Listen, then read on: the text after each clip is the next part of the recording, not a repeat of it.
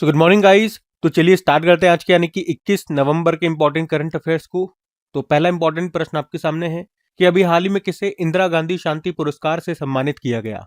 तो इसका सही उत्तर होगा मिशेल बैचलेट को। तो अभी चिली की पहली और एकमात्र राष्ट्रपति और मानवाधिकारों के लिए संयुक्त राष्ट्र की पूर्व उच्चायुक्त मिशेल बैचलेट को अभी 20 नवंबर 2025 को यानी कि कल ही के दिन नई दिल्ली में 2024 के लिए शांति, निरस्त्रीकरण और विकास के लिए इंदिरा गांधी शांति पुरस्कार दिया गया। इंदिरा गांधी शांति पुरस्कार की बात करें तो भारत की पूर्व प्रधानमंत्री या भारत की पहली महिला प्रधानमंत्री इंदिरा गांधी के सम्मान में इंदिरा गांधी मेमोरियल ट्रस्ट के द्वारा वर्ष 1986 से हर साल शांति, निरस्त्रीकरण और विकास के लिए इंदिरा गांधी शांति पुरस्कार दिया जाता है। अच्छा, इसमें पुरस्कार राशि कितनी दी जाती है? 25 लाख रुपए। तो इस बार 2024 का भी दिया गया मिशेल बैचलेट को, याद रखना आप। और इंदिरा गांधी जी के सम्मान में उनके जन्मदिन को एक दिवस मनाते हैं 19 नवंबर को, नेशनल इंटीग्रेशन डे के रूप में उसको बोलते हैं, राष्ट्र एकता दिवस। बाकी कुछ और इंपॉर्टेंट अवार्ड्स में आपको रिवाइज करवाऊं तो अभी 34वां सरस्वती सम्मान ये दिया गया था 2024 के लिए साधु भद्रेश दास को, संस्कृत विद्वान है।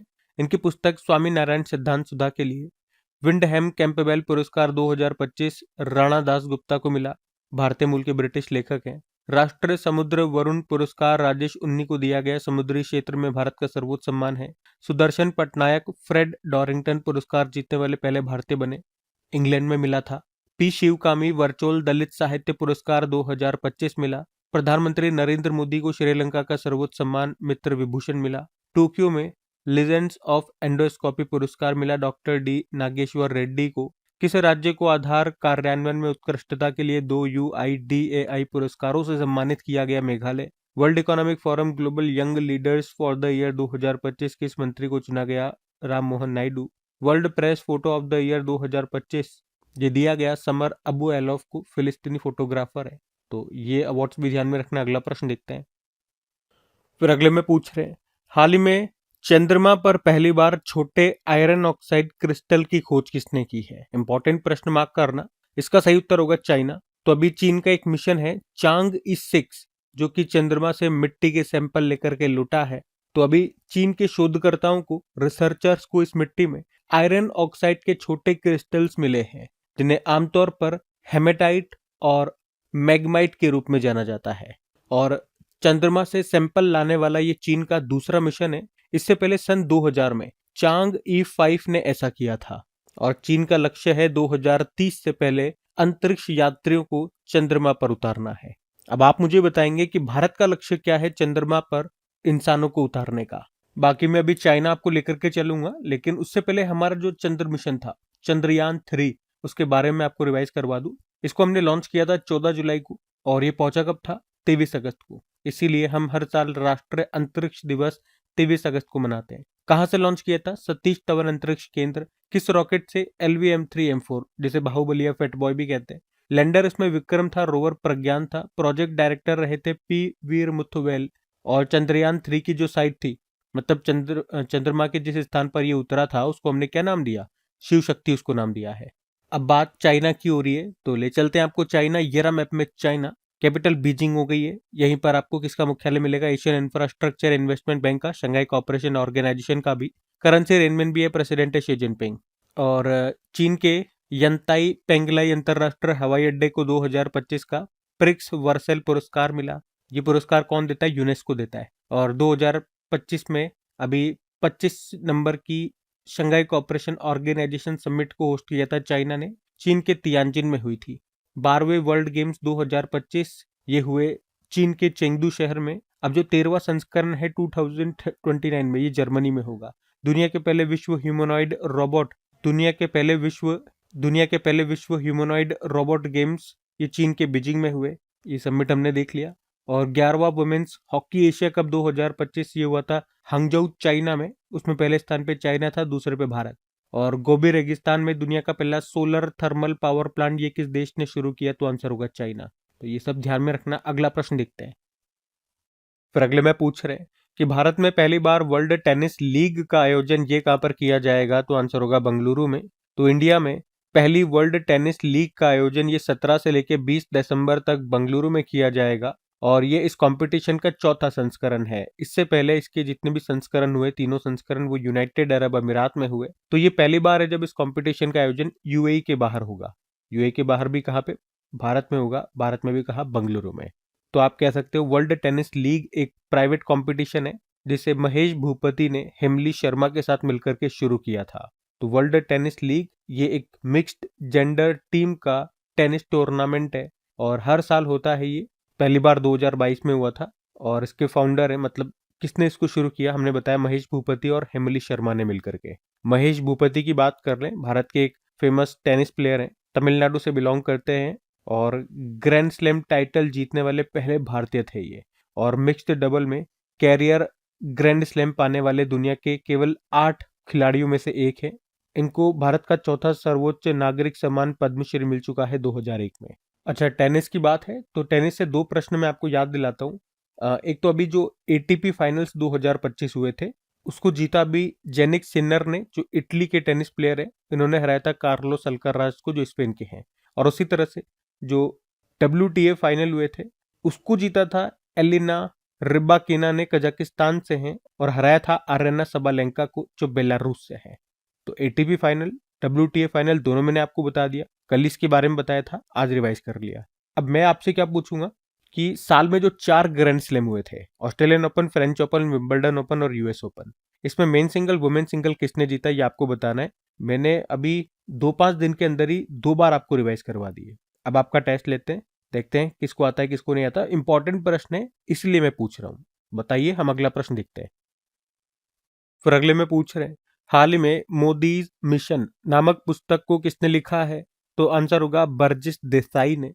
तो बुक का नाम है मोदी मिशन, इसको लिखा है बर्जिस देसाई ने। इस किताब में उन्होंने प्रधानमंत्री नरेंद्र मोदी की पूरी जर्नी के बारे में बताया है।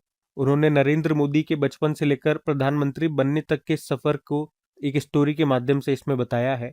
बर्जिस देसाई इनका नाम है, लेखक का नाम है। ये गुजरात से बिलोंग करते हैं।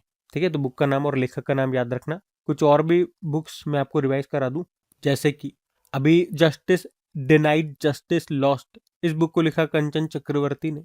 प्रोजेक्ट नन्ही कली पर आधारित कॉफी टेबल बुक मे अ मिलियंस बड ब्लूम, इसको लॉन्च किया आनंद महिंद्रा ने। इसको तैयार किया नित्या मनोज कुमार ने। Mother Mary comes to me Arundhati Roy. The Chola tigers avengers of Somnath Amish Tripathi. Operation Sindoor retired lieutenant general KJS Dhillon. Different but no less Anupam Kher. तपान कश्मीर के संघर्ष की कहानियां इप्सिता चक्रवर्ती। किरण देसाई की किस किताब को बुकर पुरस्कार 2025 के लिए शॉर्टलिस्ट किया गया था? The loneliness of Sonia and Sunny, लेकिन इनको ये बुकर पुरस्कार नहीं मिला। तो आप बताओ बुकर पुरस्कार किसे मिला और उनके उपन्यास का नाम क्या, नॉवल का नाम क्या है? बाकी wings of Vellore Swapnil Pandey. Above and beyond Shiv Kumar Mohanka. ठीक है, तो ये बुक्स है, ये इनके लेखक है, ध्यान में रखना। अगला प्रश्न देखते हैं। फिर अगले में पूछ रहे हैं, हाल ही में किसे CII गुणवत्ता रत्न पुरस्कार 2025 से सम्मानित किया गया? तो आंसर होगा वेणु श्रीनिवासन को। तो TVS मोटर के अध्यक्ष हैं वेणु श्रीनिवासन और इन्हीं को अभी CII गुणवत्ता रत्न पुरस्कार 2025 से सम्मानित किया गया। क्यों दिया गया? तो गुणवत्ता नेतृत्व में अग्रणी भूमिका निभाने और भारत की विनिर्माण क्षमताओं को आगे बढ़ाने के लिए उन्हें ये सम्मान दिया गया। कहां पर दिया गया? अभी जो 33वां CII उत्कृष्टता शिखर सम्मेलन हुआ था कोलकाता में, वहां पर दिया गया। कौन देता है? CII भारतीय उद्योग परिसंघ, कॉन्फेडरेशन ऑफ इंडियन इंडस्ट्री के द्वारा दिया जाता है। तो किसको दिया गया याद रखना, वेणु श्रीनिवासन को, जो कौन है? TVS मोटर के अध्यक्ष है। TVS मोटर ये भारत की तीसरी सबसे बड़ी दोपहिया वाहन निर्माता कंपनी है, 2 व्हीलर मैन्युफैक्चरिंग कंपनी है। और किसने दिया? CII यानी कि भारतीय उद्योग परिसंघ, कॉन्फेडरेशन ऑफ इंडियन इंडस्ट्री। इसकी स्थापना होती है 1895 में। हेडक्वार्टर नई दिल्ली में मिल जाएगा और प्रेसिडेंट है राजीव मेमानी। अवार्ड वाला प्रश्न है, अवार्ड मैंने आपको स्टार्टिंग में रिवाइज कराई दिए। तो अभी अगले प्रश्न की ओर बढ़ते हैं। फिर अगले में पूछ रहे हैं, हाल ही में पहली बार किस देश ने अपने ISSAJ-1 उपग्रह को PSLV रॉकेट से लॉन्च करने की घोषणा की है? तो आंसर होगा इसका जापान। देखो ISSAJ-1 का फुल फॉर्म क्या हो गया? In situ space situational awareness Japan 1। और ये पहली बार है जब कोई जापानी कंपनी अपना अंतरिक्ष उपग्रह भारत के लॉन्चिंग व्हीकल PSLV से लॉन्च करेगा। और इसे ये 2027 में लॉन्च करेंगे। और कहाँ से लॉन्च करेंगे? तो आंध्र प्रदेश के श्रीहरिकोटा में जो सतीश धवन अंतरिक्ष केंद्र है वहां से। और इस सैटेलाइट का काम क्या होगा? ISSA-J1 उपग्रह का काम क्या होगा? अंतरिक्ष मलबे के 2 बड़े टुकड़ों का निरीक्षण करेगा ये, और उसके मूल कारणों का पता लगाएगा, उसकी स्टडी करेगा मतलब। तो ये पहली बार है जब किसी जापानी कंपनी ने एक पूरा PSLV लॉन्चिंग व्हीकल खरीद लिया है। तो इसलिए प्रश्न इंपॉर्टेंट बनता है। PSLV का मतलब हो गया पोलर सैटेलाइट लॉन्चिंग व्हीकल। अब बात जापान की है तो ये रहा मैप में जापान। कैपिटल टोक्यो हो गई है, करेंसी है येन। प्रधानमंत्री, पहली महिला प्रधानमंत्री बनी थी यहाँ की, साने ताकाइची इनका नाम है, इंपॉर्टेंट नाम रहेगा। संसद को कहते हैं, जापान की संसद को डाइट कहते हैं। और लैंड ऑफ राइजिंग सन, सूर्योदय का देश के नाम से किस देश को जानते हैं? तो जापान को जानते हैं। यहाँ पे आपको होक्काइडो, होन्शु, क्यूशु और शिकोकू द्वीप मिलेंगे। कुछ करंट अफेयर्स देखें यहाँ से। तो रिकॉर्ड समय में दुनिया का पहला 3D प्रिंटेड ट्रेन स्टेशन ये बनाया जापान ने। जापान की ऑटोमोबाइल कंपनी है होंडा, और अभी उसने अपने पहले रीयूजेबल रॉकेट का सफल परीक्षण किया, और इस तरह से अमेरिका और चीन के बाहर पहली बार किसी कंपनी ने रीयूजेबल रॉकेट का परीक्षण किया। जलवायु परिवर्तन निगरानी उपग्रह जिसका नाम है GOSAT-GW, इसको लॉन्च किया अभी जापान ने। किस रॉकेट से? H2A रॉकेट से। जामाता अभ्यास भारत और जापान के कोस्ट गार्ड्स के बीच में हुआ चेन्नई में। 32वां फीसू वर्ल्ड यूनिवर्सिटी गेम्स अभी जर्मनी में हुए थे, उसमें भारत ने 12 मेडल जीते थे और 20वें स्थान पर रहा था, टॉपर जापान रहा। और जापानी कंपनी है TDK कॉरपोरेशन, इसने लिथियम आयन बैटरी प्लांट का उद्घाटन किया था हरियाणा के सोहना में। 20वें वर्ल्ड एथलेटिक्स चैंपियनशिप 2025 का आयोजन हुआ टोक्यो जापान में, और उसमें टॉप पे अमेरिका है।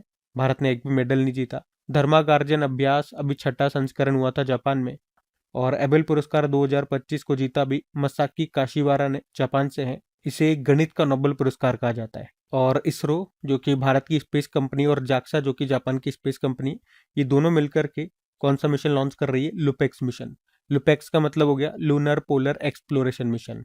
और ये पॉइंट ध्यान रखना, भी किसी एग्जाम में प्रश्न आया था कि जापानी भाषा में हार्बर वेव्स को किस नाम से जाना जाता है? तो सुनामी के नाम से जाना जाता है। ठीक है, अगला प्रश्न देखते हैं। फिर अगले में पूछ रहे हैं, अभी हाल ही में बिहार के मुख्यमंत्री पद पर JDU प्रमुख नीतीश कुमार कौन सी बार इन्होंने शपथ लिए, ले लिए शपथ? तो आंसर होगा 10वीं बार। तो याद रखना, अभी JDU प्रमुख नीतीश कुमार को बिहार में NDA का लीडर चुना गया, नेता चुना गया, और उसके बाद नीतीश कुमार ने 10वीं बार बिहार के मुख्यमंत्री के रूप में शपथ ली है। इसी के साथ सम्रत चौधरी और विजय कुमार सिन्हा को बिहार का डेप्यूटी CM बनाया गया। अभी चुनाव में NDA ने बिहार इलेक्शन में कितनी सीटें जीती है? टोटल 202। अच्छा, NDA के सहयोगी दलों की बात करें तो कौन कौन सी पार्टी इसमें शामिल है? BJP, JDU, LJP यानी कि लोक जनशक्ति पार्टी रामविलास पासवान वाली, और हिंदुस्तानी आवाम मोर्चा, राष्ट्रीय लोक मोर्चा। टोटल सबकी सीटों की मैंने संख्या आपके सामने लिख दी है। जैसे BJP ने जीती है 89 सबसे ज्यादा, JDU जनता दल यूनाइटेड 85 है, और लोक जनशक्ति पार्टी रामविलास पासवान वाली 19 सीटें जीती। हिंदुस्तानी आवाम मोर्चा ने 5 और राष्ट्रीय लोक मोर्चा 4, टोटल मिला के हो जाती है टोटल 202। और यहाँ पे कांग्रेस ने कितनी जीती थी? 6। राष्ट्रीय जनता दल के पास 25 सीटें आई थी। तो नीतीश कुमार की बात करें, बिहार से हैं। वैसे बिहार के ये टोटल अगर बात करोगे तो 22वें नंबर के मुख्यमंत्री बने हैं, लेकिन खुद बिहार के 10वीं बार मुख्यमंत्री के रूप में इन्होंने शपथ ली है। तो इस तरह से वो बिहार के लॉन्गेस्ट सर्विंग CM बन गए हैं, सबसे लंबे CM पद पर रहने वाले व्यक्ति नीतीश कुमार। अब बिहार की बात हो रही है तो ये रहा मैप में बिहार। कैपिटल पटना हो गई है, मुख्यमंत्री है नीतीश कुमार। गवर्नर आरिफ मोहम्मद खान। बिहार दिवस मनाया जाता है जिस दिन वर्ल्ड वाटर डे होता है, यानी कि 22 मार्च को। और वाल्मीकि नेशनल पार्क मिल जाएगा यहाँ पे। राजगीर वाइल्ड लाइफ सेंचुरी है, कैमूर वाइल्ड लाइफ सेंचुरी है। कुछ करंट अफेयर्स लें बिहार से तो देखो, भारत में स्मॉल मॉड्यूलर मिशन के तहत पहला परमाणु ऊर्जा संयंत्र ये कहाँ पर स्थापित होगा? बिहार के नवादा जिले के रिजौली में। और सभी ग्राम पंचायतों में विवाह मंडप योजना किसने मंजूरी दे दी है? बिहार ने। और बिहार के वैशाली जिले के वैशालीगढ़ में बुद्ध सम्यक दर्शन संग्रहालय और स्मृति स्तूप का उद्घाटन किया गया। चुनाव आयोग ने अखिल भारतीय मतदाता सूचियों का विशेष गहन पुनरीक्षण, यानी कि सर जिसे आप कहते हो स्पेशल इंटेंसिव रिवीजन, ये करने की अभी घोषणा की थी। और सबसे पहले किस राज्य में किया गया? बिहार में ही। एशिया रग्बी अंडर 27 चैंपियनशिप 2025 ये हुआ बिहार के राजगीर में, और उसका मैस्कॉट था अशोक, जो रिप्रेजेंट करता है खरगोश को। PM मोदी ने बिहार में ओंटा सिमरिया पुल का उद्घाटन किया था। ये गंगा नदी पर बना है, 6 लेन पुल है, लंबाई है 1.865 किलोमीटर। और अभी 12वां मेंस एशिया हॉकी कप हुआ राजगीर बिहार में, मैस्कोट इसका चांद है। मुख्यमंत्री महिला रोजगार योजना यहाँ शुरू हुई। प्रधानमंत्री नरेंद्र मोदी ने राज्य जीविका निधि साख सहकारी संघ लिमिटेड शुरू किया बिहार में। और रॉयल भूटान बौद्ध मंदिर का उद्घाटन कहाँ पर किया गया? राजगीर बिहार में। बिहार के मुजफ्फरपुर की युवा शतरंज खिलाड़ी मरियम फातिमा ये राज्य की पहली महिला फिडे मास्टर बन गई हैं। Doctor APJ Abdul Kalam science city का उद्घाटन कहाँ किया गया? पटना के राजेंद्र नगर में। तो ये सब अभी बिहार से बनने वाले प्रश्न है, ध्यान में रखना। अगला प्रश्न देखते हैं। फिर अगले में पूछ रहे हैं अभी वर्ल्ड चिल्ड्रंस डे ये कब मनाया गया? तो आंसर होगा 20 नवंबर को। तो हर साल 20 नवंबर को वर्ल्ड चिल्ड्रंस डे के रूप में मनाया जाता है। इस दिन की स्थापना 1954 में यूनाइटेड नेशन जनरल असेंबली ने की थी। थीम है इस बार की माई डे माई राइट्स। तो याद रखना ये वर्ल्ड चिल्ड्रन डे है। जो अभी नेशनल चिल्ड्रन डे हम मनाते हैं जवाहरलाल नेहरू जी की जयंती को, वो 14 नवंबर को मनाते हैं। अच्छा चलो, अब एक प्रश्न मैं आपको दे रहा हूं, आप मुझे बताओ कि वीर बाल दिवस हम कब मनाते हैं? चलो, जब तक एक बार फिर मैं आपको नवंबर के डेज रिवाइज करवा दूं। तो वर्ल्ड वीगन डे ये हमने 1 नवंबर को मनाया। 3 नवंबर को अंतर्राष्ट्रीय बायोस्फीयर रिजर्व दिवस। 5 नवंबर को विश्व सुनामी जागरूकता दिवस। 7 नवंबर को राष्ट्रीय कैंसर जागरूकता दिवस। 8 नवंबर को विश्व रेडियोग्राफी दिवस। 10 नवंबर को विश्व सार्वजनिक परिवहन दिवस। 10 नवंबर को विश्व टीकाकरण दिवस। 11 नवंबर राष्ट्रीय शिक्षा दिवस। 12 नवंबर विश्व निमोनिया दिवस, लोक सेवा प्रसारण दिवस। 14 नवंबर को विश्व मधुमेह दिवस, वर्ल्ड डायबिटीज डे। 16 नवंबर को राष्ट्रीय प्रेस दिवस। 17 नवंबर को राष्ट्रीय मिर्गी दिवस, अंतर्राष्ट्रीय विद्यार्थी दिवस भी मनाया। 18 नवंबर को राष्ट्रीय प्राकृतिक चिकित्सा दिवस, नेशनल नेचुरोपैथी डे। 19 नवंबर को वर्ल्ड टॉयलेट डे और इंटरनेशनल मेंस डे पुरुष दिवस के रूप में मनाया। नेशनल इंटीग्रिटी डे भी था। और अभी 20 नवंबर को वर्ल्ड चिल्ड्रंस डे के रूप में मनाया। तो ये सब डेज हो गए अभी तक नवंबर के इंपॉर्टेंट, ध्यान में रखना। अगला प्रश्न देखते हैं। फिर अगले में पूछ रहे हैं हाल ही में भारत का पहला टेस्ला केंद्र ये कहां पर खुलेगा? तो आंसर होगा गुरुग्राम में। तो टेस्ला ये भारत में अपना पहला समर्पित केंद्र गुरुग्राम के आर्किड बिजनेस पार्क में खुलेगा। और उसके बाद वाई मॉडल के 2 वेरिएंट यहां पर लॉन्च करेगा कारों के। तो ये सेंटर शोरूम, डिलीवरी हब और सर्विस सेंटर के रूप में काम करेंगे। और याद रखना, इसके पहले टेस्ला मुंबई और दिल्ली में अपने एक्सपीरियंस सेंटर को खोल ही चुका है। और अब ये गुरुग्राम में इसका मेन सेंटर होगा जहां से ये कारों को बेचेगा। तो भारत ये टेस्ला का 50वां वैश्विक बाजार है जहां पर ये अपनी गाड़ियों को बेचेगा। टेस्ला ये इलेक्ट्रिक गाड़ियां बेचती है, जो एलन मस्क के उन्हीं की कंपनी है। 2003 में स्थापित हुई थी। अमेरिका की एक इलेक्ट्रिक व्हीकल कंपनी आप कह सकते हो, जिसके मालिक एलन मस्क हैं। अच्छा, पहली बार से ही संबंधित कुछ और प्रश्न मैं आपको रिवाइज कराता हूँ आज। देखो, अगर पूछे भारत की पहली समुद्री केंद्रित गैर बैंकिंग वित्तीय company, non banking financial company कौन सी है? तो सागरमाला फाइनेंस कॉर्पोरेशन है। आपको बताए सागरमाला कार्यक्रम कब शुरू हुआ था? मार्च 2015 में।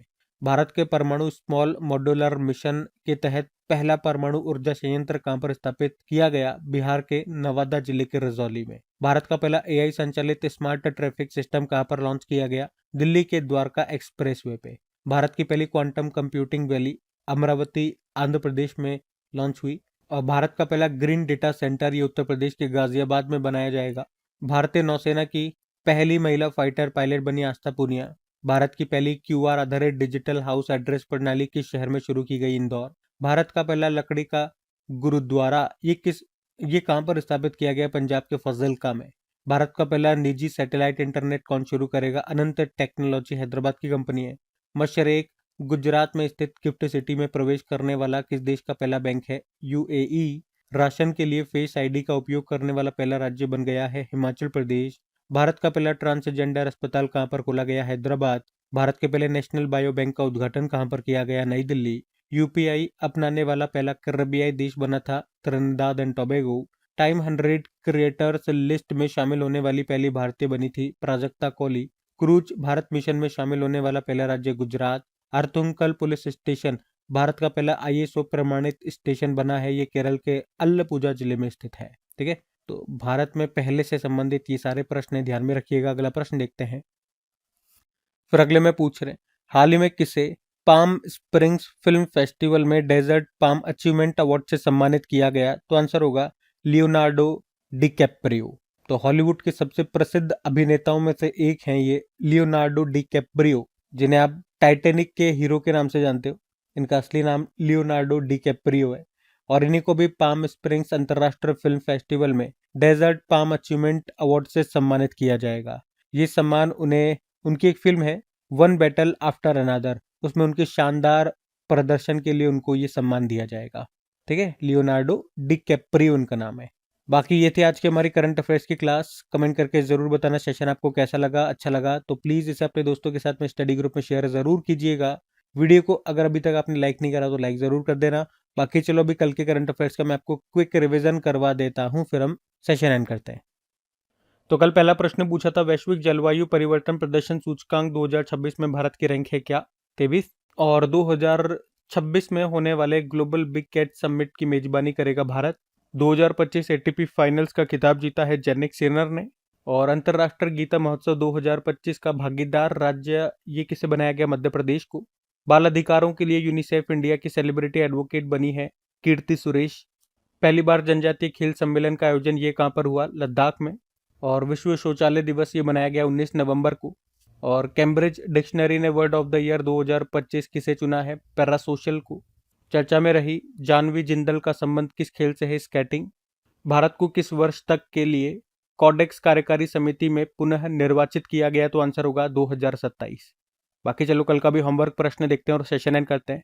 तो कल आपसे पूछा एनर्जी एफिशिएंसी सर्विसेज लिमिटेड में भारत की सबसे बड़ी भूतापीय ऊर्जा परियोजना ये कहाँ पर स्थापित करने की घोषणा की गई? तो आंसर होगा आंध्र प्रदेश। आप सभी ने प्रश्न का बिल्कुल सही उत्तर दिया। अब ये आज का आपका होमवर्क प्रश्न।